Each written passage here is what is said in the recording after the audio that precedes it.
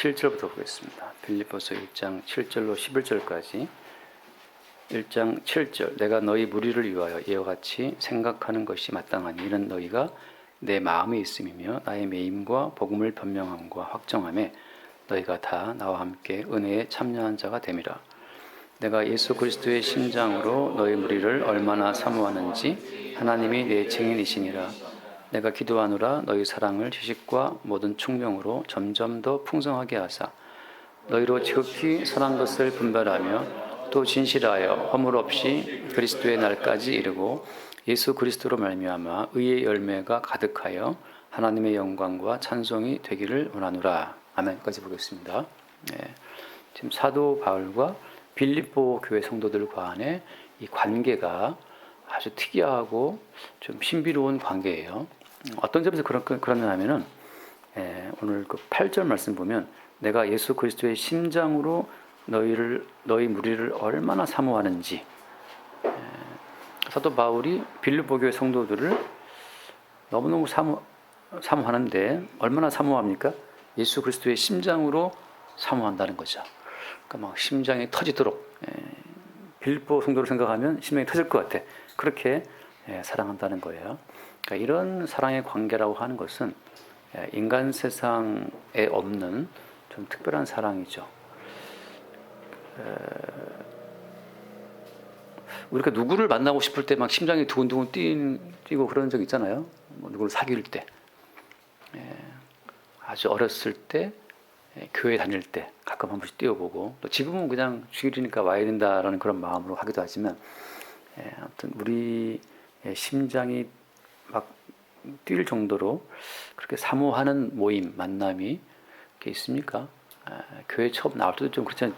교회 좀 나오다 보면 또 이제 뭐랄까, 그래도 그렇잖아요. 이제 교회 나오는 것도, 그래서 교회 나가는 것도 그냥 별로 기쁘지 않고 그런 분들이 이제 자꾸 늘어나잖아요. 처음 나올 때는 뭐 신비롭지만 가다 보면 이제 지루하기도 하고 뭐 그래 되는 게 자연스러운 어떤 삶의 모습인데, 바울이 하는 말은 예수의 심장으로 내가 너희 무리를 사모한다. 하나님이 내 증인이다. 이렇게 말하는 거죠. 이게 뭐 때문에 그렇게 되겠습니까? 우리가 알다시피 그러니까 성도의 만남이라고 하는 것은 아주 특별한 만남이에요. 그러니까 하나님의 가족으로서의 만남이거든요. 하나님의 가족으로서의 만남. 그러니까 육신적 가족이 아니고 하나님의 가족으로서의 만남이 될 때, 그 하나님의 가족으로서의 몸이라는 것이 우리 가운데 확인될 때, 그때 이제 새로운 차원의 어떤 기쁨과 즐거움과 뭐 감동이 있는 겁니다. 그러니까 교인 몇 사람이 더 늘어나고 교인 숫자가 늘어나는 게 문제가 아니에요. 교인 숫자가 문제가 아니라 그 가운데에서 예수님의 심장으로 너무나 사모하고 너무나 보고 싶은 사람들이 있는가, 그게 문제인 거죠. 그러니까 우리 교회 교인 뭐 300명이야, 100명이야, 뭐 50명이야, 그런 숫자가 문제가 아니라 나 그 교회 정말 예수님의 심장으로 너무나 보고 싶고 사모하고 만나서 대화하고 싶은, 교제하고 싶은 그런 사람이 거기에 있어. 그게 이제 교회라고 하는 거죠. 근데 그런 교회가 아니라면 그냥 친목 단체고 인간 집단입니다. 모이면 이제 얼굴 한강 보고 예배 형식하고 점심 먹고 집에 오는 거 뭐 그렇게 하잖아요. 그런 모임이 또 뭐 설렘이 있긴 하지만 지금 바울이 말하는 것은 감옥에 갇힌 상태에서, 로마 감옥에 갇혀 있는 상태에도 불구하고 빌립보 교인들이 너무너무 보고 싶고 사모가 되어서 예수님의 심장으로 내가 너희를 사모한다, 이렇게 말하고 있는 거죠. 그러니까 이런 관계라고 하는 것은 그냥 인간 대 인간, 인맥 관계가 아닌 거죠. 바울과 빌립보 교인 사이에 뭔가 특별한 뭔가가 있는 겁니다. 그게 어떤 거죠? 사도 바울과 빌립보 교인 사이에 존재하는 특별한 어떤 교감, 그게 중요한 거죠. 그게 어떤 거겠어요? 잠깐 말씀을 얼른 볼게요. 마태복음 19장 말씀 보면, 마태복음 19장을 보면, 마태복음 19장 불가능성을 주님 말씀하시는데, 마태복음 19장 23절을 보겠습니다. 19장 23절, 예수께서 제자들에게 이르시되 내가 진실로 너에게 이르노니 부자는 천국에 들어가기가 어려우니라. 같이 봐요. 다시 너희에게 말하노니 낙타가 바늘기로 들어가는 것이 부자가 하나님의 나라에 들어가는 것보다 쉬우니라. 자, 이 예수님의 말씀을 제자들이 금방 알아들었죠. 어떻게 알아들었습니까? 25절 제자들이 듣고 몹시 놀라 이르되 그렇다면 누가 구원을 얻을 수 있으리까? 여기서 야, 천국에 들어갈 수 없어 이렇게 말씀하실 때 몹시 놀라야 정상이에요. 몹시 놀라야 돼. 왜냐하면은 구원을 받겠다고 천국에 들어가겠다고 교회에 출입하는 사람들 얼마나 많습니까? 지금 전 세계에 대한민국도 많은데 구원 받겠다고 교회에 출입하는 그들을 향해서 주님 하신 말씀이 낙타가 바늘길을 통과하는 게 쉽다 얘들아 못 들어와 이렇게 말씀하실 때 그 말을 듣고 몹시 놀라야 돼요. 몹시 놀라서 그렇다면 누가 구원받을 수 있습니까? 이렇게 물어야 정상인 거죠. 그러니까 구원받는 것, 천국에 들어간다고 하는 것은 그냥 불가능한 일이라는 사실을 주님이 말씀하고 있는 거예요. 그 큰 낙타가 바늘길을 통과할 수 있습니까? 바늘길을 통과할 수 없잖아요. 이건 주님 하신 말씀이 그건 불가능해라는 말씀하는 거죠. 그러니까 불가능하다고 하는 이 사실을 전제를 해야만 불가능한데 어떻게 구원받은 사람이 존재하지? 이 불가능한 전제를 뚫고 누군가가 구원된 사람이 있다면 그 사람들이 너무나 귀하고 너무나 희한하고 너무나 존귀해서 보고 싶은 거예요. 야, 어떻게 너 그 바늘길을 통과했냐? 바늘길을 통과한 사람들끼리 이루어지는 교제가 성도의 교제인 거죠. 근데 구원받고 싶다고 해서 우리 구원 받아보자. 혹은 이제 사형리를 떼고 제자돈을 떼어서 구원의 확신을 시켜서 구원의 확신을 막 주입해서 확신을 갖게 된 사람들은 항상 이 불안불안해. 구원하게 날아갈까 싶어서. 내가 내 이성으로 교리에 동의를 하고 내가 감정적으로 거기에 내가 동의를 해서 내가 따낸 구원이기 때문에 그 구원은 내가 지키려고 막 애를 쓴단 말이죠. 이렇게 얻은 구원은 이거 불안한 구원이고 엄밀히 말하면 구원이 아닌 거예요. 내가 이성으로 내 의지로 붙잡은 허상의 구원을 잡고 있기 때문에 거기에 평안도 없고 기쁨도 없는 거죠. 근데 바늘길을 통과한 것처럼 내가 보기에도 불가능이고 네가 보기에도 불가능인데 어떻게 우리가 구원되었을까? 라고 하는 그 놀라운 구원의 이쪽 세계에 들어온 사람들끼리 사모가 되고 보고 싶고 같은 고백이 이루어지기 때문에 교제가 이루어지는 거죠. 그래서 그들이 나누는 그 모든 교제는 인간의 모든 가능성을 항상 부정하고 깨뜨리면서 이루어지는 교제이기 때문에 늘 즐거운 거예요. 어차피 나나 너나 우리 열심과 정성으로는 안 되는데 어떻게 됐지? 거기서 이제 이 구원을 이루신 주님의 은혜만 고백하는 100% 순전한 100%이 구원을 이루신 주의 은혜만을 찬송하고 고백하는 교제가 이루어지는 거예요. 그래서 그 뒤에 말씀 맞을 거 봅시다. 26절 말씀에 예수께서 그들을 보시며 이르시되 사람으로는 할 수 없으나 하나님으로서는 다 하실 수 있다 이거죠. 그러니까 사람의 의지나 감정이나 노력이나 그런 모든 것들 개입되지 않은 상태에서 바꿔 말하면 사람의 의지나 감정이나 그 모든 노력을 다 배제한 상태에서 그냥 뚝 떨어진 그 주님의 구원, 그 하나님의 구원에 대한 놀라운 감탄 속에서 성도의 교제가 이루어지는 거죠. 그래서 바울이 지금 빌보 교인들을 이렇게 사모하는 것은 뭐 때문이냐면 야, 너희들도 바늘길을 낙타가 통과하듯이 그 불가능한 구원을 얻은 자기 때문에 그게 너무나 신비롭고 놀랍고 같은 은혜를 받았기 때문에 보고 싶고 사모가 되는 거죠. 그들끼리 만나면 어때요? 인간의 모든 행위와 인간의 모든 의지를 늘 배제하는 그 즐거움이 있으니까. 자, 그래서 이제 이걸 이렇게 하는 거죠. 한 번 더 볼게요. 요한복음 1장 말씀 보면 이건 너무나 많이 유용한 말씀이긴 하지만 요한복음 1장 12절 말씀 보면 요한복음 1장 12절 영접하는 자 곧 그 이름을 믿는 자들에게는 하나님의 자녀가 되는 권세를 주셨으니 이건 다 알잖아요. 믿어라. 믿으면 된다. 그 이름을 믿어라. 근데 그 이름을 믿는 것이 또 뭡니까? 그 뒤에 말씀 봐요. 13절 이는 혈통으로나 육정으로나 사람의 뜻으로 나지 아니하고 오직 하나님께로부터 난 자들이다. 여기서 하나님께로부터 난 자들이라는 말은 어떤 말이에요? 하나님께로부터 태어났다. 그러니까 태어나야 되는 거예요. 하나님께로부터 태어나야 되는 거죠.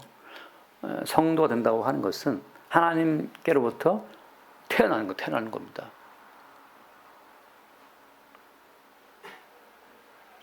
주은이가 예를 들어 주은이가 엄마 아빠 마음에 안 들어. 나는 이재용이 아들로 태어나고 싶어. 이재용이가 누군지 아나 모르겠다. 이재용이 알아 누구지? 삼성도 많이 알아요. 이게 빨라요. 애들이. 그 삼성그룹 회장 아들 나고 싶다. 우리 아버지 뭐 제가 가서 뭐 빌비가 안 돼요. 이제 어떻게 해요? 노력한다고 해서 이재용한테 가고 나 아들 받아달라고 해서 이재용 씨가 아들 삼아주겠습니까? 노력한다고 해서 진정성을 보인다고 해서 공부를 열심히 삼성에 입사해가지고 수석 승진해가지고 부사장이 된다 하더라도 암만 성과를 보여도 이재용의 아들로 태어날 수는 없잖아요. 우리가 교회를 나가고 뭐 선교 활동을 다니고 심지어 목사가 된다 하더라도 하나님의 아들로 태어나는 것은 다른 문제라는 거죠. 하나님의 아들로 태어나야 되는 거지 하나님의 아들 되고 싶어 노력한다고 되는 게 아니라는 말이죠. 하나님의 아들로 태어난 자들이다 그 말이거든요. 그러니까 바울 입장에서는 빌립보 교인들을 볼 때마다 쟤들은 하나님의 아들 딸로 태어난 자들이기 때문에 너무 귀하고 보고 싶은 거예요. 형제니까 형제. 옥수 권사님이 제주도에서 왔잖아요. 왜 왔습니까? 묘수 권사님 동생 보러 왔다 갔다 한단 말이죠. 물 형부도 뭐 보고 싶긴 하겠죠. 예. 그래서 만나면 더 즐겁잖아요. 그게 또 귤이 더 맛있더라고 또. 먹은 중에 최고 맛있는 귤을 지난주에 먹었는데 하나 먹었는데 야 너무 달다. 역시 제주도 이렇게 말이. 그러니까 형제끼리 만나는 즐거움이 있는데 그건 모형이고 모형.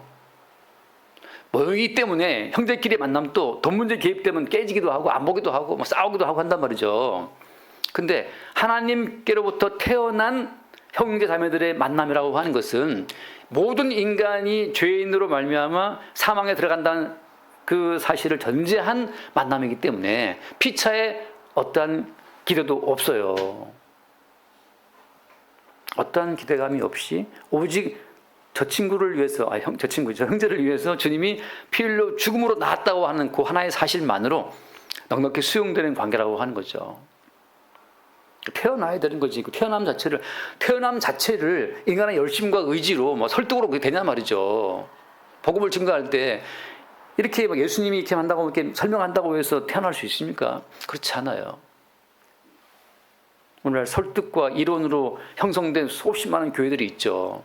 교회 숫자가 늘어난다는 거죠. 이게 값싼 복음이니까. 예수 이름 믿으면 구원된다 그러니까 되게 쉽잖아요. 안 믿는 것보다는 또 보험 드는 것처럼 믿어두면 보험도 이제 유사시에 필요한 것처럼 천국이 있는지 모르겠지만 예수도 모르겠지만 아무튼 믿어두면 좋다 그러니까 일단 믿어두는 거죠. 믿어두면 만약 하나 혹시 지옥 가면 안 되니까 보험 삼아. 그럼 어떻게 해야 태어나는 것이냐 하나님께로부터 잠깐 말씀 봅시다. 또 베드로전서 1장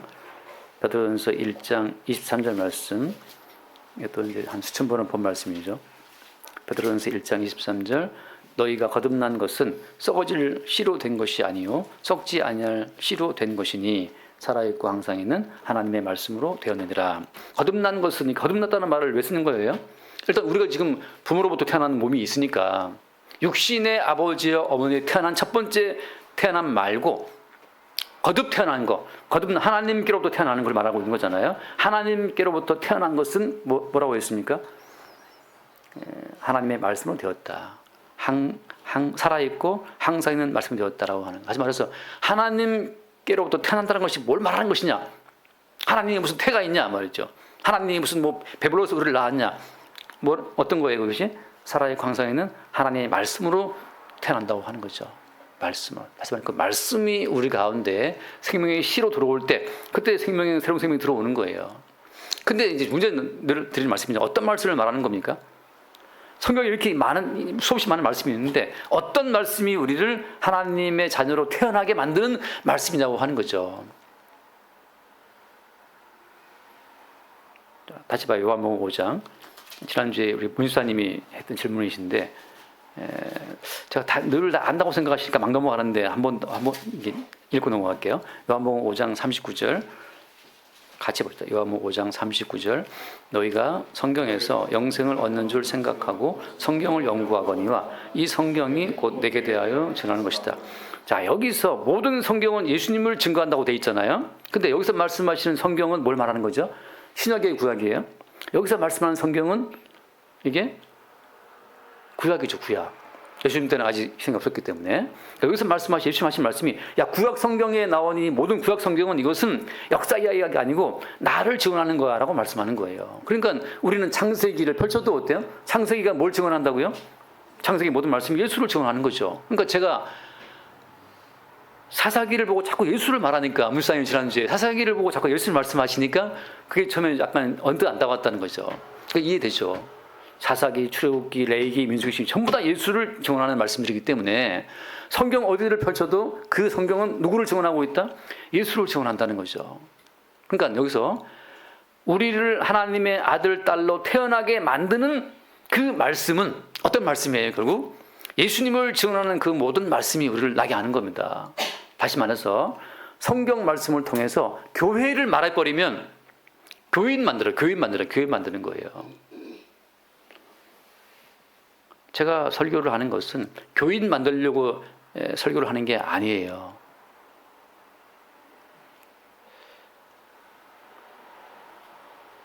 신고사님이 자녀가 딱 둘인데 그 아들, 신고사님의 아들들, 그 두 아들들 또래 남자들은 전 세계에 얼마나 많습니까? 그렇게 많아도 어때요? 아들은 몇 명이에요? 아들은 2명이죠. 제가 목회를 하는 것은 교인을 많이 끌어모으려고 하는 게 아니란 말이죠. 뭐 하려고 합니까, 그럼? 하나님께로부터 태어난 자들, 하나님의 자녀가 누구이냐를 찾는 과정이 목회예요. 어떤 권사님이, 큰 권사님 저한테, 목사님, 나가서 빨리 로타리 나가갖고 이 찌라시 좀 뿌리고 해서 자꾸 사람들 좀 끌어모으라고 좀, 언제까지 지하 계시겠냐고. 권사님 좀 해주세요. 권사님 좀 해주세요. 난 늙어서 못한다. 나보고 하지만 권사님 집에 가라고. 권사님 근데 사실은 전도 엄청 많이 왔어요. 맨날 사탕이랑 껌 준비해서 예쁘게 만들어가지고 늘 가서 이렇게 주면서, 전도를 내가 뭘 하냐 들어봤더니 하나님 믿으세요. 권사님 전도 아닙니다, 그거. 하나님 믿어봐야 소용없어요. 하나님 다 지옥 갑니다. 그거 뭐라고 전도해야 됩니까? 꼭 예수를 믿으라고 해야 된다. 예수를 믿으라고. 왜 그렇습니까? 성경에 보면 주 예수를 믿어야 권된다고 되어 있지, 하나님 믿어 권되는 게 아닙니다. 근데 예수 믿으라고 하면 꼭 사람들이 듣고 싸우는데, 예수 믿으라고 그러면 꼭 말이 저게 안 나온다는 거죠. 그래서 그냥 제가 볼 때는 그냥 사탕 낭비한 거예요. 제가 낭비한 거다. 잠깐 말씀 봐요. 사도행전 16장 말씀. 사도행전 16장 말씀을 보면, 사도행전 16장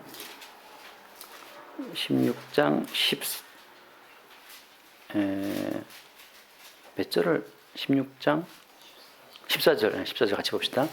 두아디라시에 있는 자색옥감 장사로서, 같이 봐요. 하나님을 섬기는 루디아라 하는 한 여자가 말을 듣고 있을 때 주께서 그 마음을 열어 바울의 말을 따르게 하시니라.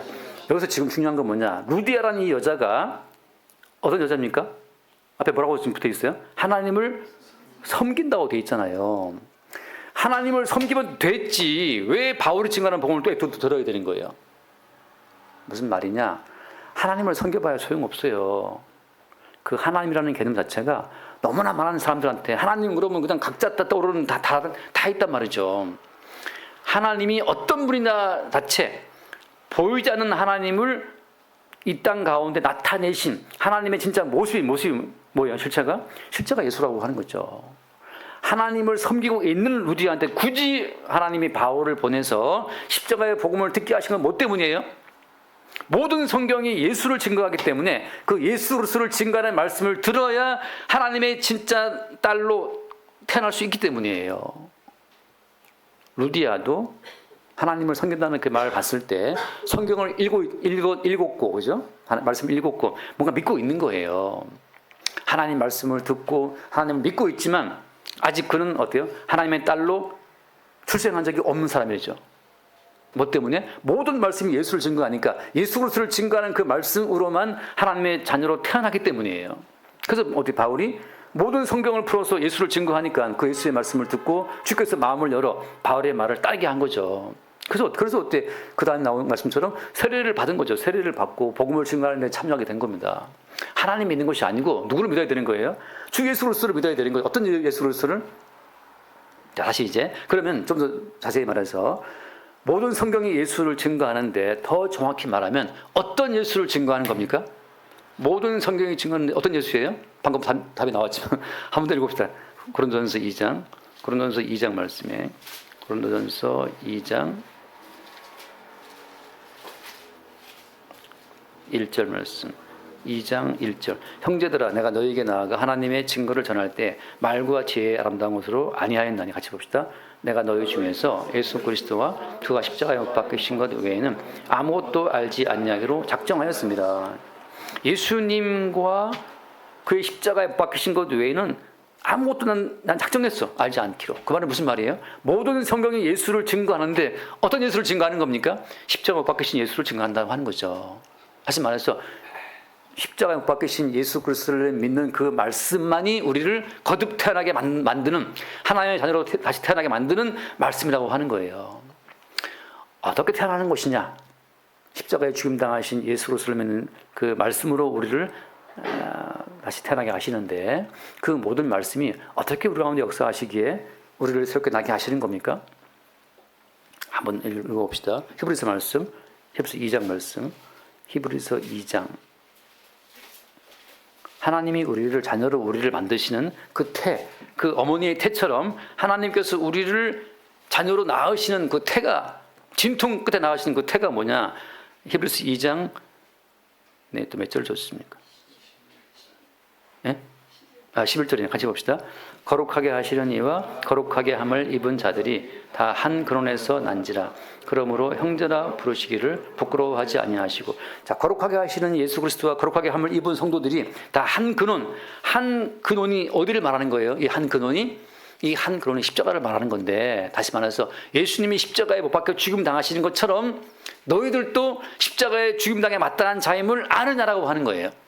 나라고 하는 존재가 십자가에 버림받고 죽임당하신 예수님과 같이 나도 저렇게 죽임당에 마땅합니다라는 그 사실을 말씀을 통해 인정하느냐라고 하는 거죠.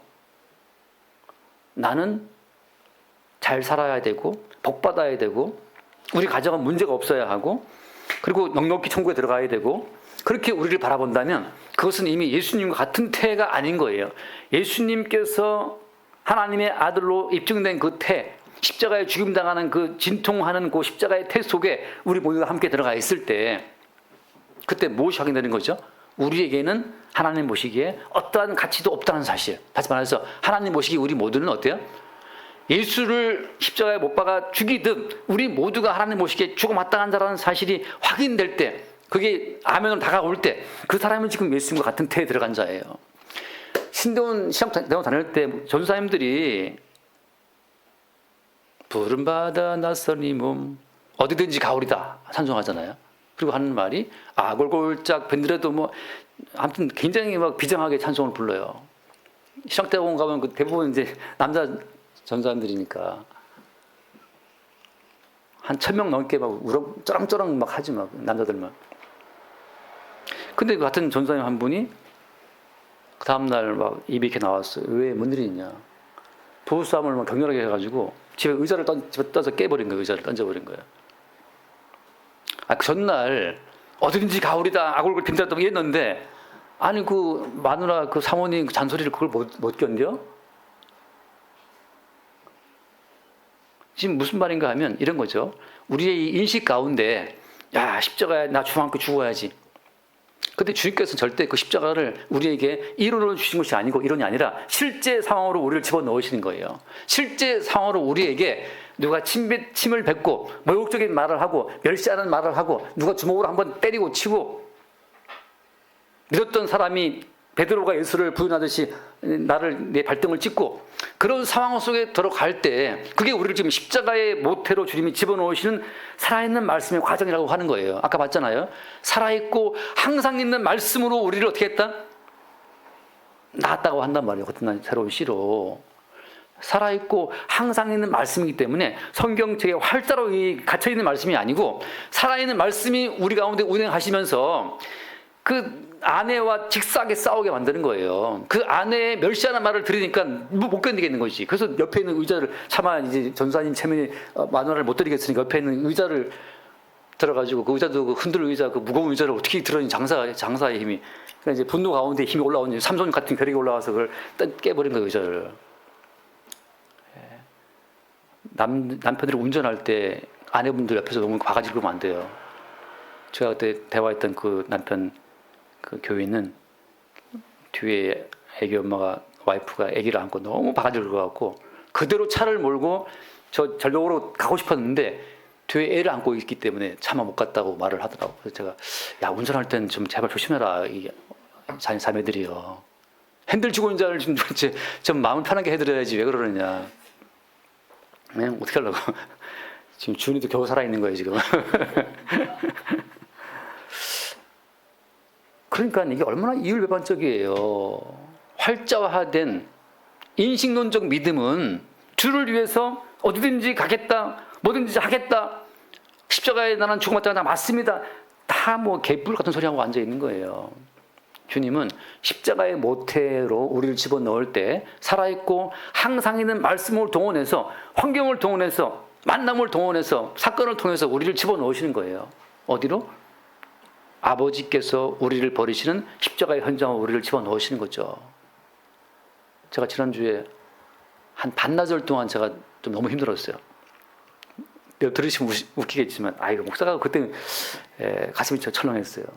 아침에도 400일 하시고 전화 왔더라고요. 500일 400일 하시고 전화 왔는데 항상 그동안 지금 아래층에 그 물이 새가지고 제가 여러 번 지금 뭐 돈도 오기 엄청 들어갔어요.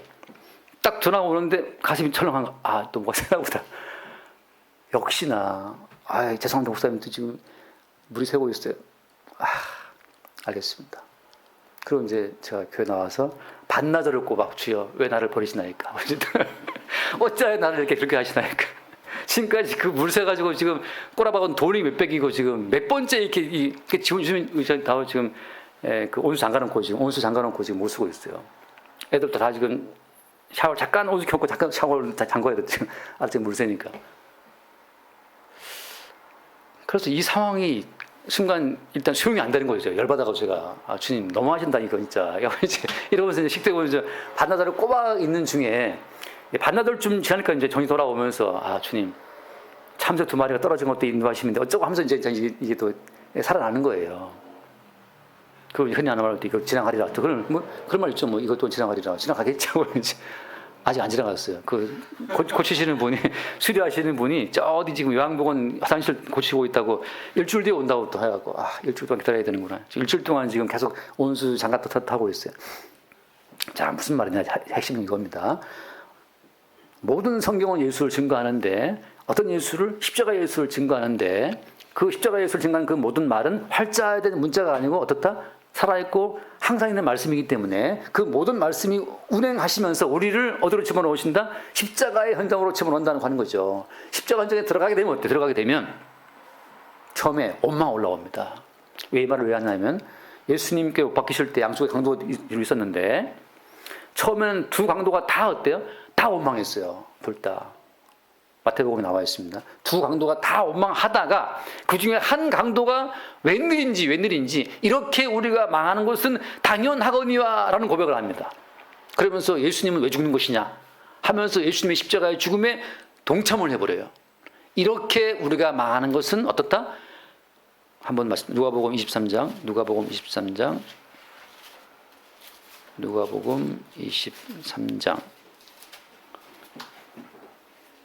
41절을 보면 같이 봅시다. 우리가 행한 일에 상당한 보응을 받는 것이니 이에 당연하거니와라고 하잖아요. 그러니까 지금 이 강도는 자기가 못 받고 죽는 이 상황 자체를 당연한 것으로 받고 있는 거예요. 당연하다. 아내가 나에게 바가지를 긁는 게 어때요? 당연한 거지.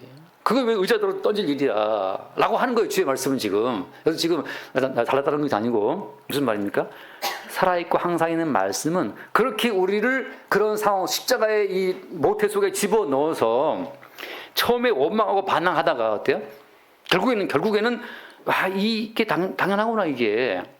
제가 우리 집에 물이 새지 말아야 된다는 그 당연한 법이 어디 있어요. 지은 지가 20년 30년 된 집인데.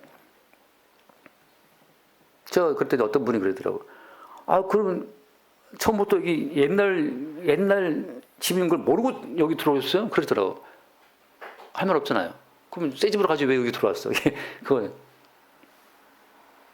401호는 더 심했어요. 401호는 오자마자 그 집 보일러가 터져가지고 엘리베이터로 들어가고 엘리베이터 수리비용까지 다 물었어요. 근데 그분은 오자마자 한 3개월밖에 안 됐거든요. 그래서 억울하다, 엘리베이터 수리비용 못 내겠다 그러는데 그 입주민 회의 열어가지고 아니 여기 들어올 때부터 낡은 집인 거 모르고 들어왔어요? 결국은 다 물었어요. 엘리베이터 수리비까지. 그것도 말이 더 맞잖아요, 또. 그래서, 그럼, 새 집까지 왜 여기 왔어? 이랬는데, 무슨 말이냐, 지금. 주께서 우리를 살아있는 말씀을 동원해서 십자가의 태 속에 집어넣을 때는 일단은 우리 가운데 원망이 올라오지만, 자, 지금 핵심은 그겁니다. 하나님께서 우리를 바라보시는 기본적인 관점은 뭐냐, 관점은 내가 내 아들 예수를 십자가에 버리듯이 너희들은 모두 내 앞에 버림받아 마땅한 존재야. 이게 성경이 말하는 기본적인 인간론이에요. 인간론. 성경이 말하는 인간론은 무엇이냐? 내가 내 아들 인자이신 예수를 십자가에 버리듯이 너희들은 모두 다 나의 버림받아 마땅한 존재들이야 라고 하는 것이 성경에서 바라보는 인간에 대한 관점입니다. 이게 동의되겠습니까? 여기에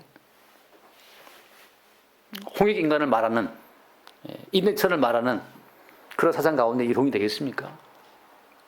모든 인간은 이퀄 동등하다 이렇게 말하는 미국 헌법 전문에 나와 있는 그런 모든 과정들이 이 성경말 동의할 수 있겠냐 말이죠. 그런데 그렇게 반항하고 원망하다가 왜 항상 나는 물이 새면 안 되는 거지? 이렇게 물이 새고 심지어 물이 콸콸콸 새가지고 엘리베이터까지 가서 엘리베이터까지 뒤에 또 물어야 되는 그래도 마땅하단 말이죠. 심지어 건물이 어저께 보니까 화력발전소 무너졌잖아요. 그렇게 무너져도 마땅하다는 거죠. 그렇게 무너지고 붕괴되어서 거기에 매몰되어서 죽어도 마땅한데 우리는 항상 어때요? 당연히 무너지지 않아야 하고 당연히 물은 새지 말아야 되고 당연히 내 아내는 나에게 복종해야 되고 당연히 내 남편 나를 사랑해 줘야 되고 당연히 내 남편 나에게 생일날 반지 하나 사다 끼워줘야 되고 이런 당연한 것이 막 깔려 있는 거죠.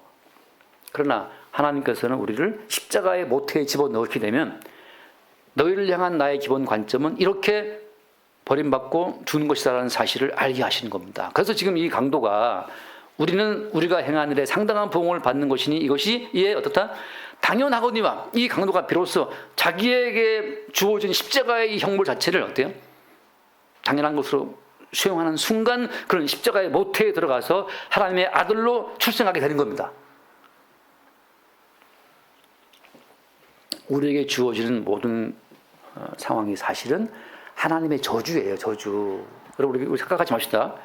지금 우리가 21세기 대한민국에 살고 있으니까 3만 불씩 살고 있으니까 지금 좀 추우면 말하고 그냥 무슨 패딩 꺼내 입고 지금 우리 정선생님 또 모르니까 이게 말장화가 집에 있어. 이 뭐야 했더니만 제가 하나 구입했습니다. 지금 이 대한민국에 살고 있으니까 추우면 말장화도 신고 함사님처럼 이렇게 누비 옷도 입고 말이죠. 박사님 지금 완전 무장하고 왔어요. 지금 패딩까지 입었는데 패딩까지 이렇게 입고 목도리 하시고 지금 이게 당연한 줄 알지만 그렇지 않다는 거죠. 하나님께서 인간을 바라보시는 기본 관점은 발가 벗겨져서 예수님처럼 발가 벗겨진 채로 못 박혀 죽어야 마땅하다고 하는 그게 하나님이 우리를 바라보시는 기본 관점이에요. 그럼 지금 우리는 왜 입고 있습니까? 지금 우리는 왜 물 새지 않는 따뜻한 집에서 살고 있냐 말이죠. 왜 수도분 키우면 뜨거운 물 칼칼 나오는 집에 살고 있냐 말이죠. 그 모든 것은 우리를 대신에 저주받으신 예수의 은총으로 주어지는 은총의 선물로 지금 우리가 목도리 하고 있고 패딩 입고 있고 보일러 나오는 따뜻하게 살고 있는 거예요. 한번 읽어봅시다. 창세기 8장 이거 지금 한 1000번 읽습니다. 창세기 8장 역시 창세기도 누구를 증거하는 거예요? 창세기도 예수를 증거하는 말씀이죠. 창세기 8장 20절 말씀 8장 20절 노아가 여호와께 제단을 쌓고 모든 정결한 짐승과 모든 정결한 새 중에서 제물을 취하여 번제로 제단에 드렸더니 여기서 이 모든 정결한 번제물은 누구를 다 말하는 겁니까? 다 정결한 제물로 십자가에 하기를 들으신 예수를 보여주는 말씀들이란 말이에요. 21절 여호와께서 그 향기를 받으시고 그 중심에 이르시되 내가 다시는 사람으로 말미암아 땅을 저주하지 아니하리니 이는 사람의 마음이 계획하는 바가 어려서부터 악함이라 내가 전에 행한 것 같이 모든 생물을 다시 멸하지 아니하리니 땅에 있을 동안에는 심음과 거둠과 추위와 더위와 여름과 겨울과 낮과 밤에 쉬지 아니하리라.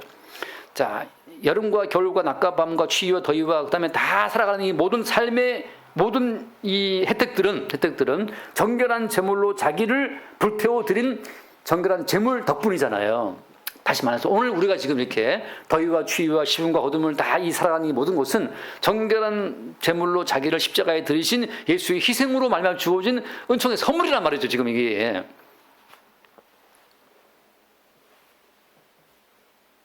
부부싸움 중에 화가 나서 번쩍 들어 던졌던 그 의자도 십자가에 죽임당한 자기 자신을 희생으로 내놓았던 예수의 희생으로 주어진 은총의 선물로 구입한 그 흔들 의자였단 말이죠. 그걸 갖다가 그 무거운 걸 들었어요.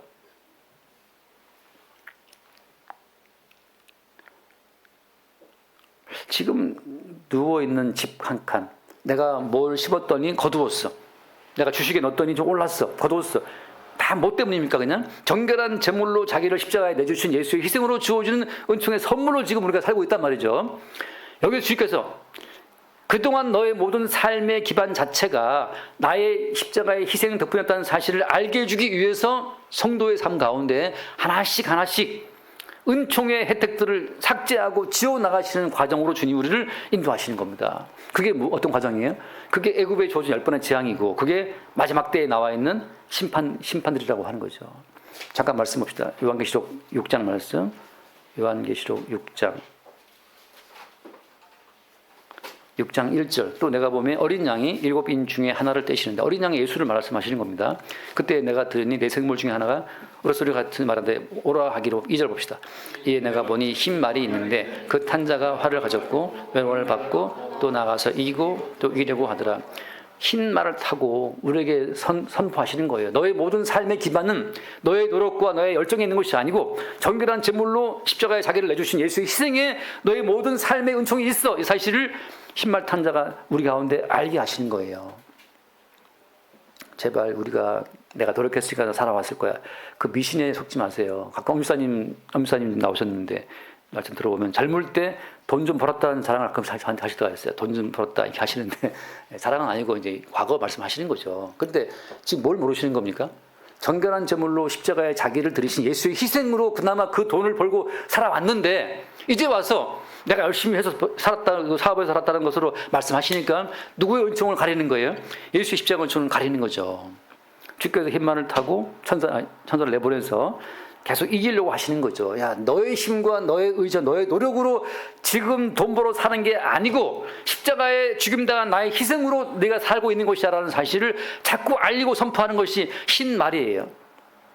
멸류관을 받고 이기려고 하는 거죠. 자꾸 우리와 이기려고 하는 거예요. 네 힘과 네 사업 수완으로 너의 그 총명한 머리로 돈 벌어 살아왔던 것이 아니고 십자가에 죽임당한 정결한 제물로 죽임당한 예수의 희생으로 너에게 그러한 재능과 총명과 능력이 주어졌던 거야 라는 사실을 자꾸 우리에게 알리시는 겁니다. 누가 흰말 탄 천사가 나와서 알리듯이 모든 주의 종들과 성도들이 그 사실을 알리려고 하는 거죠. 그 다음 말씀입니다. 3절. 둘째 인을 떼실 때 내가 들으니 둘째 생물이 말하되 오라 하니 같이 4절 말씀 봐요.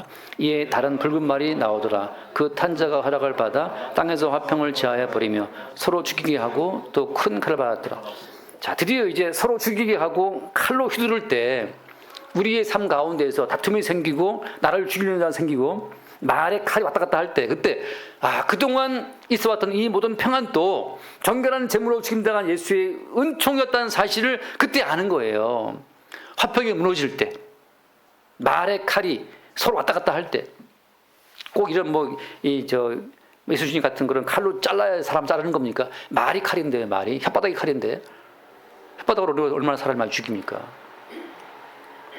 그냥 칼보다도 이 혀의 칼이 더 무섭잖아요. 이게 그냥 칼은 후시딘 바르고 낫기도 하는데 이 말의 칼은 금방 낫지가 않아요. 자꾸만 받나 이게 자꾸만 기억나고 자꾸만 열받는단 말이죠. 그 다음 말씀. 셋째 인을 떼실 때 내가 들으니 오라 하기로 내가 보낸 고운 말이 나오는데 그 탄자가 손에 저로 가졌더라. 같이 6절 말씀입니다. 내가 내 생물을 사이로부터 나는 듯한 음성을 들으니 이르되 한 데나리온의 밀한데요 한 데나리온의 보리 석대로다. 감람이 없어주는 해하지 말라 하더라. 그동안 그냥 값싸게 사 먹었던 밀과 보리가 다 엄청나게 값이 뛴 거예요. 경제가 어려워지는 거죠. 그러니까 그동안에 그냥 쉽게 쌀 10kg 그냥 사 먹었는데 돈이 떨어지고 경제가 어려워지면서 그 쌀 10kg도 어려워지는 거죠. 다시 말해서 점점 이제 돈이 궁해져. 계좌에 자꾸만 돈이 빠져나간단 말이죠. 그동안 네 계좌에 있었던 그 숫자 동그라미 몇 개 드는 그 모든 돈도 정결한 제물이신 예수님의 희생으로 주어진 은총의 선물이었는데 이제 그 계좌의 숫자를 주님이 제거하다 보니까 어때요? 점점 어려워지는 거죠. 뭘 주님이 우리한테 알게 하시는 거예요? 그동안 네가 살아왔던 모든 풍요가 그것이 너의 노력 때문이 아니었다는 사실을 정결한 제물로 십자가에 죽임당한 예수의 희생으로 주어진 선물이었음을 알게 하시는 과정으로 주님께서 우리 삶의 혜택을 하나씩 이렇게 제거하시는 겁니다. 이런 과정이 요한계시록에 쭉 나와요. 계속해서 7인 뗄 때마다 나팔 재앙 불 때마다 대접재앙 올 때마다 자꾸만 이 지상의 모든 혜택이 붕괴되면서 어떻게 지금까지 이 지구상이 지구가 이렇게 잘 살아갔던 거였지라는 사실을 주님이 알게 하시는 겁니다. 그 비밀을 본 자가 누구예요? 그 비밀 본 자들이 십자가의 모태에서 태어난 하나님의 자녀들이라고 하는 거죠. 십자가의 태에서 함께 태어난 그 자녀들이 누구냐? 그것이 하나님의 가족이에요. 하나님의 가족. 교회는 누굽니까? 교회는 교인들이 모인 곳이 아니고 교회는 하나님의 가족으로 태어난 사람들이 모이는 곳이에요. 어떤 고백이 존재하는 겁니까?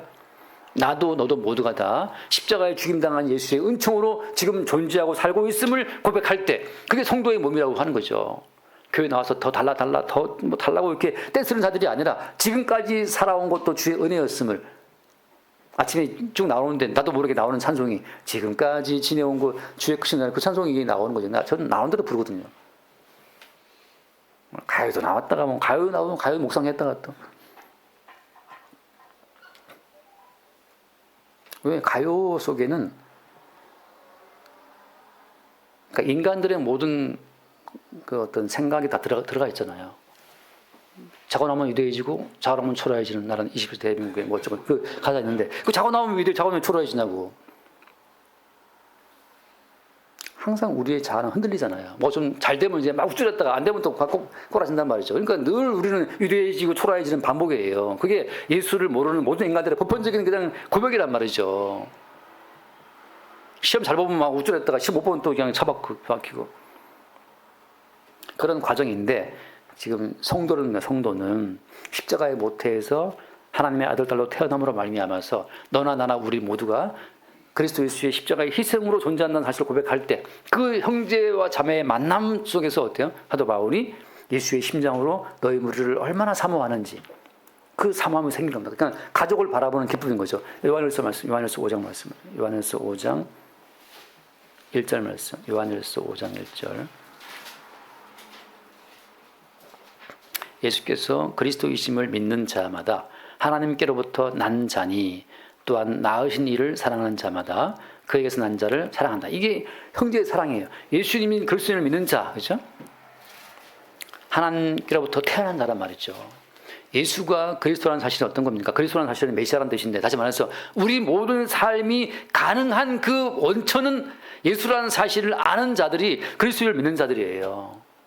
나의 건강, 내 아들, 딸, 자녀들, 내 가정, 이 대한민국 나라, 이 모든 것 자체가 이 모든 것이 이게 서 있는 이 원천이 그리스도이심을 믿는 자들, 예수를 믿는 자들이 그들이 하나님의 자녀라고 하는 거죠.